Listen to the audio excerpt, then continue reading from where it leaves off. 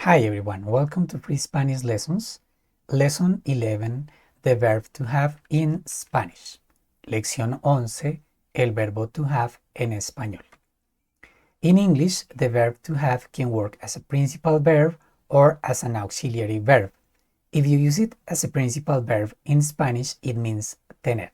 If you use it as an auxiliary verb in Spanish, it means haber. Both of them are irregular verbs. Tener means that the object belongs to you. For example, I have a car, yo tengo un carro. I have a problem, yo tengo un problema. I have an idea, yo tengo una idea. While haber is the auxiliary verb of the perfect tenses. For example, I have worked hard, yo he trabajado duro. Today we're going to be focusing on the verb tener. And in a future lesson, when we start to study the perfect tenses, we will work more deeply with the verb haber. So, let's start with the conjugation of the verb tener in simple present tense.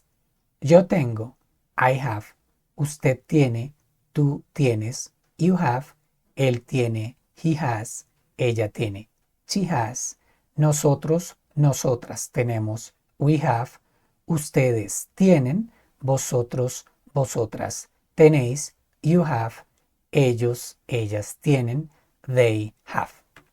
For the past tense, yo tuve, I had, usted tuvo, tú tuviste, you had, él tuvo, he had, ella tuvo, she had, nosotros, nosotras tuvimos, we had, ustedes tuvieron, vosotros, vosotras tuvisteis, you had, ellos, ellas tuvieron, they had.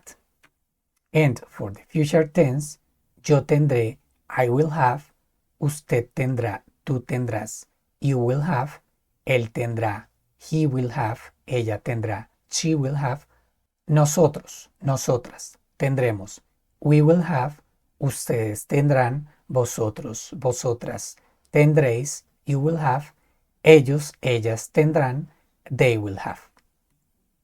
Now, I want to work with our Excel tool, so let's open here. Let's go to the verbs section, and you can see that I have added these 3 lines, and I have typed the information that we just studied in the presentation. So you have present tense, simple past tense, and future tense for the verb to have tener, that is an irregular verb, and I have put the conjugation here. For example, in present, yo tengo, tú tienes, usted tiene, and so on. Since the information was inserted already here, I can go to the general sentence section and we can start practicing with this verb. For example, I want to say I have a blue car. I have a blue car.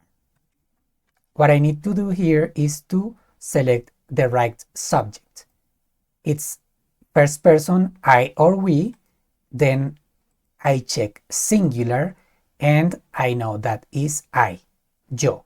Male, first person, singular male, yo. I have a blue car. I need to select the verb to have. You can see that I have 3 options here. No matter which one you choose is okay. To have in present tense, yo tengo. I have, yo tengo. Then I need to go to objects, insert 1 line, and write down a blue car. Un carro azul. I can sort here A to Z, go back to general sentences, and pick a blue car from the list. Here it is. Yo tengo un carro azul. I have a blue car.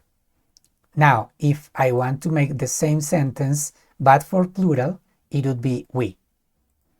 Nosotros tenemos un carro azul. We have a blue car. Now, if I want to work with third person, singular, and female, which is she, you will find that the subject in Spanish is ella. And the right conjugation, tiene. Ella tiene un carro azul. She has a blue car. She has a blue car. Now, if I want to make the negative sentence and say, she does not have a blue car, all I need to do in Spanish is to add the noun. So you set negative here and you will find the noun here. Ella no tiene un carro azul. She does not have a blue car. Now, if I want to ask a question, all I need to do is, let's go back to affirmative. In English, does she have a blue car? That is the question. In Spanish, let's set this to affirmative. In Spanish, the affirmative sentence, ella tiene un carro, can be transformed into a question by only adding the quotation marks. If you put the quotation marks, it tells you to change the intonation with a higher pitch at the end. So you read, ella tiene un carro azul. Does she have a blue car? Ella tiene un carro azul. Okay, now if you want to make the negative question, doesn't she have a blue car? In this case, you set this as no, and here you have the negative question. Ella no tiene un carro azul? Okay, now let's work with another sentence. In past tense, I can say, for example, they had a terrible idea.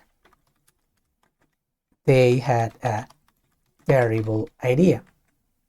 Then it is third person plural, and let's say you are talking about a male group. It is not negative. It is not a question. And you need to choose the past tense. And you need to change the object. So let's insert a line here. A terrible idea.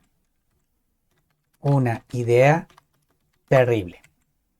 You can sort A to Z here to find it easier. Go back to general sentences and change the object. Pick a terrible idea. Okay, they had a terrible idea. Ellos tuvieron una idea terrible. Same if you want to say they did not have a terrible idea.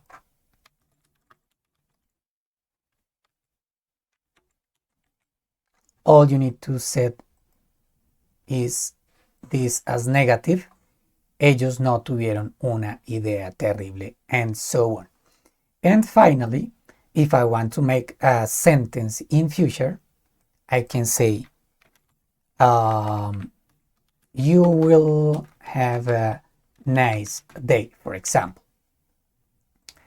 Then you need to pick second person.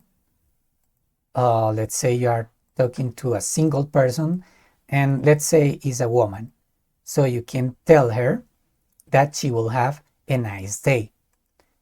You choose future tense, and you see how the conjugation is tendrás or tendrá, depending if you are saying tú or usted.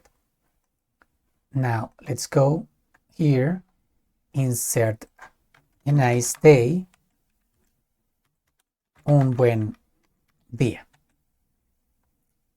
Let's go back here to sentences, pick a nice day, and you have the sentence. Let's set this as affirmative. Tú tendrás un buen día. Tú tendrás un buen día. Usted tendrá un buen día. You will have a nice day, and so on. So you can continue practicing by changing all these options. You can get all the combinations for subject, verb, tense, and so on, so you can understand how this works properly. So this is the end of this lesson. I hope that you liked it. If you haven't subscribed yet, please subscribe and share, and I hope to see you in the next lesson. Bye.